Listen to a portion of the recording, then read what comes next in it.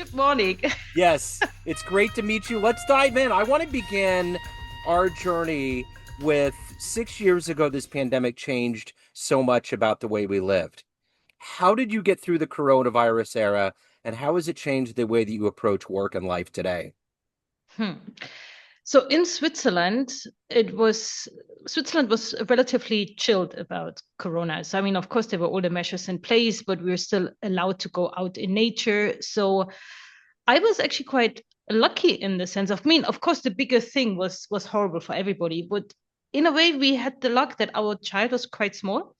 And my work was very flexible. So basically, Corona meant I spent tons of time with my kid outdoors, which was great during the confinement phase. And then it really changed the acceptance of working remotely. I think that's really the biggest change. I haven't really been back full time in the office since, Yeah. and I don't miss it. And Corona really fast tracked the acceptance. I mean, now, at least in Switzerland, many companies ask people to come back more now, but at least the last few years, that was really work freedom, which I hugely appreciated. I think that's the gift that all of us got. Like, even with telehealth appointments, there's different things that we can do remote now that just make more sense. We don't have to burn gasoline. We don't have to get ready. We can just go to our computer and turn it on. It's wonderful. Exactly. So let's get to the heart and soul of what you do for a living on a daily basis. There's a lot that goes into your titles. And to do that, kids always pull the truth out of us. I'm going to put you in front of a bunch of 12, 13-year-olds. It's career day in a school, and one of the kids is like, "Hey, what do you do for a living?" How do you answer them? Oh my God, nobody asked me that question yet. That's a tough one. So I'm actually in a career transition myself right now. So I worked for 15 years for the Red Cross, and now I'm transitioning, going really full steam on my coaching business. So what is coaching for 12-year-old? Well, basically it's like a sports coach, right? It's somebody to help you to find your way, find your best moves, and helps you get where you want to get. And actually, one of the analogies I use, because I work with people in midlife, when you maybe already changed a few times what you want to do in your life. So I use the analogy of Everest Base Camp. So this is kind of, imagine you've been climbing all the way to Everest Base Camp. And that's not everybody gets there. And then you go like, okay, right, what do I want to do next? Do I want to continue climbing? Do I want to just be more comfortable at base camp, or do I want to do something else? And that's where I'm helping people to get the clarity, but also the confidence and the courage to actually make the change. So I got an interesting fact about the American Red Cross. I was just talking about this the other day. So Dave Brubeck, the jazz legend that made the album Take Five, Okay. the song was actually written and composed by Paul Desmond, who was in the band. And at the end of Paul's life, he didn't have family or kids. So he had to decide where he was going to donate his estate and any residuals from that album, which is the top selling jazz album of all time. He picked the American Red Cross, which continues to be one of the biggest contributors to that organization to this day. That's amazing. And that's so important. I mean, having a legacy, that's really the dream gift of any Oh, humanitarian or nonprofit organization. yeah. And having such a famous one, that's also an amazing story on top. Yeah, absolutely. So let's get into what you wanted to be when you were 12, 13 years old. What was your dream job? I asked that my mom, she can't tell me, but I've always been a horse lover and a horse rider. So I think veterinary was on my list at one point. Yeah. At one point, I was also architect, but that was a bit later. And the one thing I regret a bit, because I think I would have been a really good engineer, but that somehow didn't feature on my dream list. So let's look at your career. Let's look at your timeline and how we got to coaching.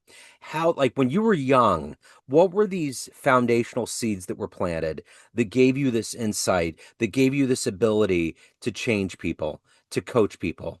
How did that happen?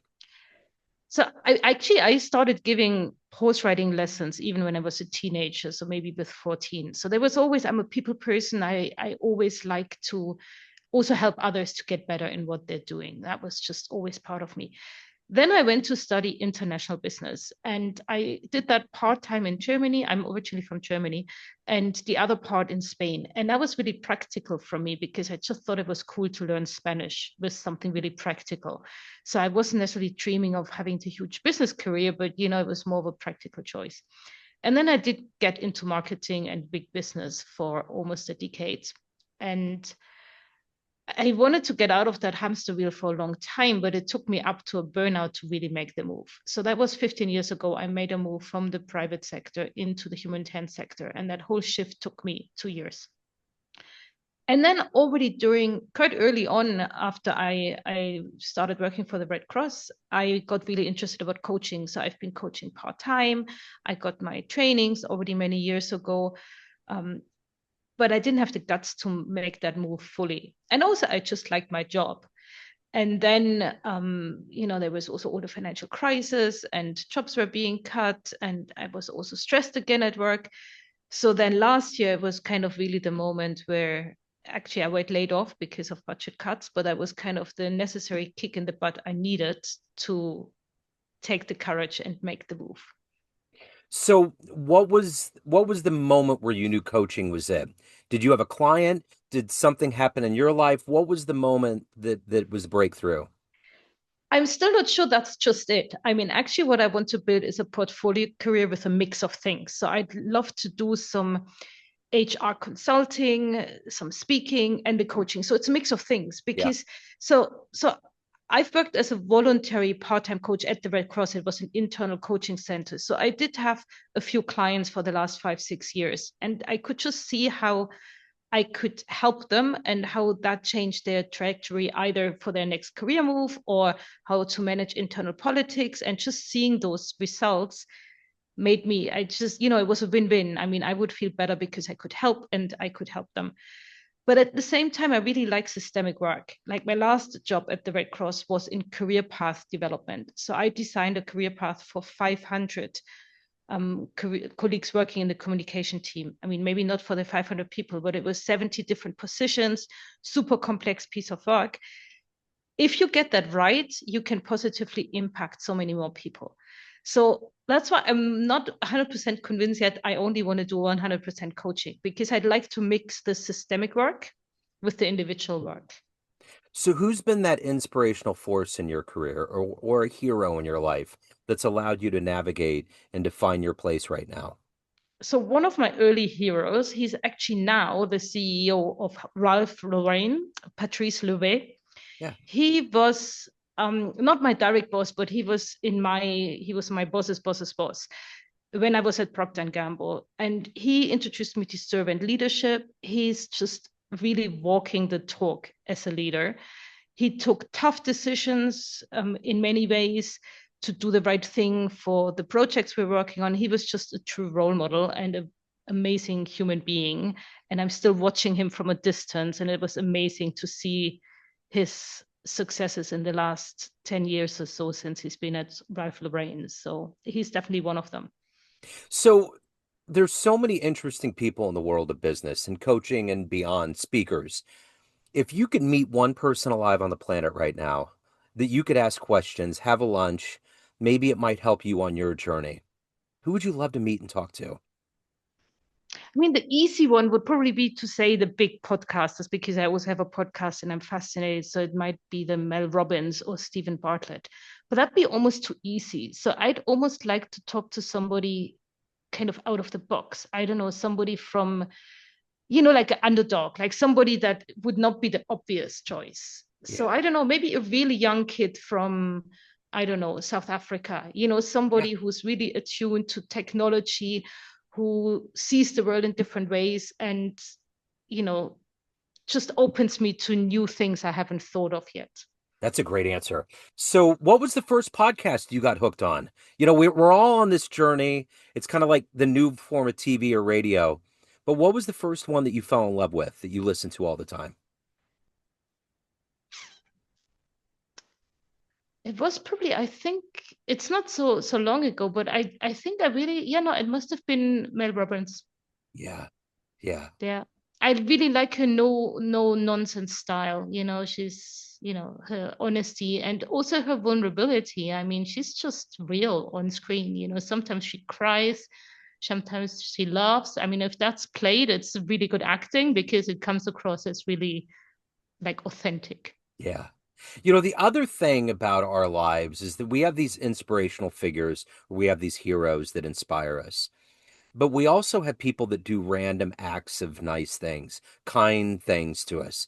What's one of the nicest things that somebody's ever done for you that changed your life, that changed the way that you saw things? Hmm. I mean, definitely one of the nicest people around me these days is actually my neighbor. She's living just across the like a little pathway. She's originally from India, and she's it must be like she just turned 60, I think. So in a way, she's like, a bit ahead in the next chapter of her life. So she's just been a true inspiration, a spiritual connection, and she always has an open door with some amazing Indian food. And that, she's just one of the really the kindest people around me these days. That's wonderful. So, what is the motivation for you every day to wake up, to do the work that you do, to impact lives, to take care of your own soul? What is that when the alarm clock goes off that makes you do that at a high level? Hmm. I mean, I would really start with my family, like my partner, my kids. I mean, I went through a really rough patch 2 years ago, and that taught me the hard way to be in the present moment. So I got into mindfulness, and I'm much more intentional about really enjoying those small moments of life. If we think big, it's this whole new little mission I put myself on, which is what I call the mindful rebellion. And that's basically my idea behind the mindful rebellion is that I worked with leaders, I had many colleagues, and I saw so many high performing, clever people getting really close to either burnout or bore out, just like being too much nonsense, bureaucratic, hamster wheel stuff.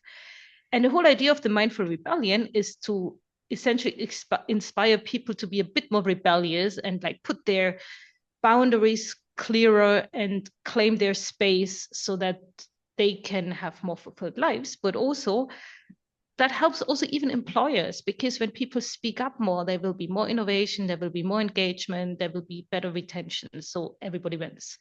And that's kind of the mission that I now put myself on. And that gets me excited when I wake up in the morning.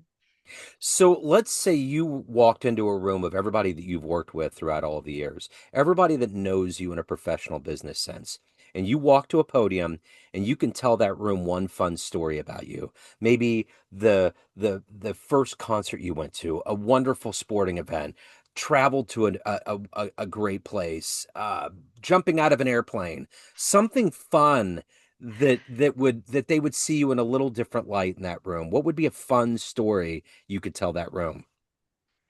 So, I mean, there's a dream I haven't done yet that I talk about a lot these days, which is a really crazy horse race. It's called the Mongol Derby. It's the longest and toughest horse race in the world, but that's just a dream for now. Yeah. It'd probably be, I mean, you already probed me a bit with your question, but what comes up is I traveled around the world for a year when I was in my late 20s. Wow. And I had a working holiday permit in New Zealand. So I was working as a horse trick guide in New Zealand, and that happened a bit randomly.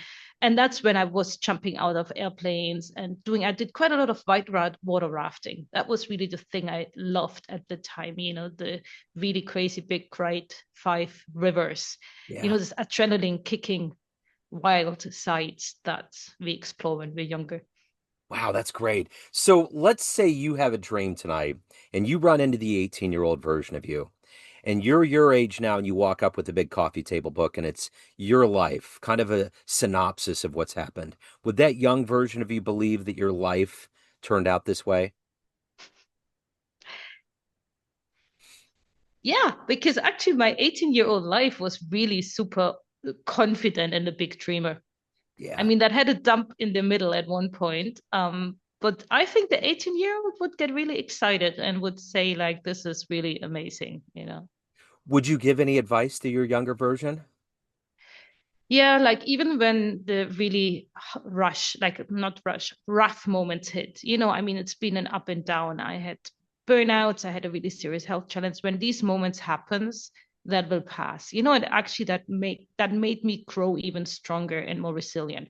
So I would tell my 18-year-old self, when that happens, all the bits that might feel horrible or awful or difficult in the moment, that'll pass, and it'll make you even stronger, or you'll learn from it. And it's just one step in the journey. So when you traveled the world, what was one of the most unexpectedly wonderful, magical places that you traveled to that you didn't expect it was going to be that way? That's a tough one. There's one magical moment that now comes up. So that was, so I started in South America, then I went to New Zealand, Australia, and came up through Southeast Asia. And I was in Malaysia. I think it was called the Perhentian Islands. And it was just so Robinson Crusoe, as basic as it gets. So we slept a few nights. I was traveling with a girl from the US, I think, at the time. And we slept on the beach in these almost broken shacks with like no mosquito nets, nothing. And it was just really as rudimentary and basic as it gets. And we would have like campfire parties and dancing on the beach. It was just, I don't know, it was really like taken back in time, Yeah. and just really down to the basics. And it was amazing. So I'm curious, being in America right now, there's so many things that are stressful about being in this country that are affecting and radiating out. And Switzerland tends to always kind of be more of the peacemaker. There's not all these headlines. To me, I wish I could escape into that world.